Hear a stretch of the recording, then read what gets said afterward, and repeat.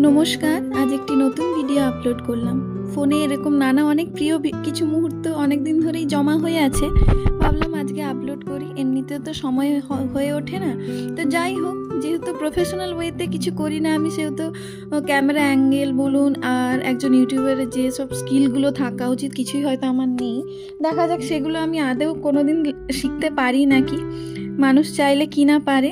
আমিও সংসারের অনেক কিছু জিনিস জানতাম না, তবে এখন আস্তে আস্তে চেষ্টা করি অনেক কিছু শেখার। এখন এই কম্পিটিশনের দুনিয়াতে আমার মনে হয় যে সব কিছুই শেখার চেষ্টা করলে ক্ষতি কী?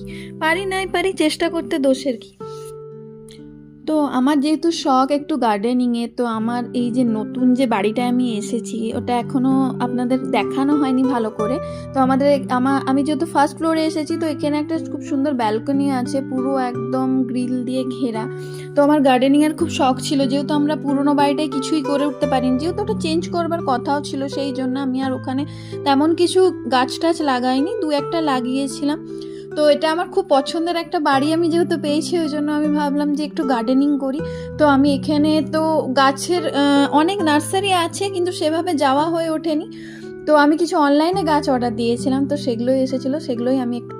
আর এটা একটা রবিবারের ভিডিও। আমার হাজব্যান্ড আর তার কিছু দলবল, মানে কিছু দাদা সিনিয়র, এখানেই তাদের সাথে আলাপ, তারা দূরে ক্রিকেট খেলছে।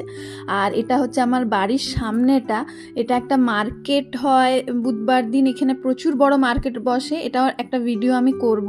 তো গ্রেটার নয়ডার এটা খুব ফাঁকা এলাকা, গ্রেটার নয়ডার তো এখনও এতটা লোকজন হয়নি, তো এই রাস্তাটা মোটামুটি ফাঁকাই থাকে, বেশ শান্ত পরিবেশ মোটামুটি।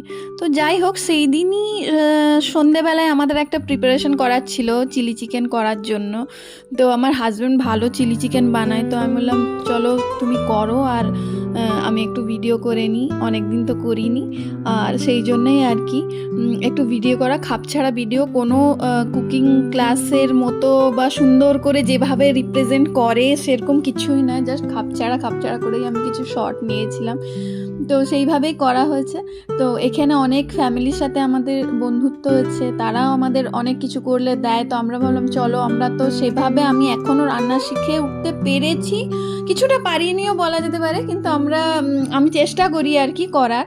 তো আমার হাজব্যান্ড খুব ভালো রান্না করে, তো ওকে বললাম যে চলো তুমি এটা করো। তো এটার জন্য সব কিছু এখানে কাটাকুটি হয়ে পড়ে আছে যথারীতি। আর তারপরে আমরা এরকম আমিও শিখে নিলাম কিছুটা, আমি জানতাম না এটা, যেহেতু ভিডিও করছিলাম তো আমার কিছুটা শেখা হয়ে গেছিলো। তো ব্যাটার করে এরকম চিকেনগুলো দিয়ে পকোড়া বানিয়ে দেন সবজিগুলোকে ভেজে সস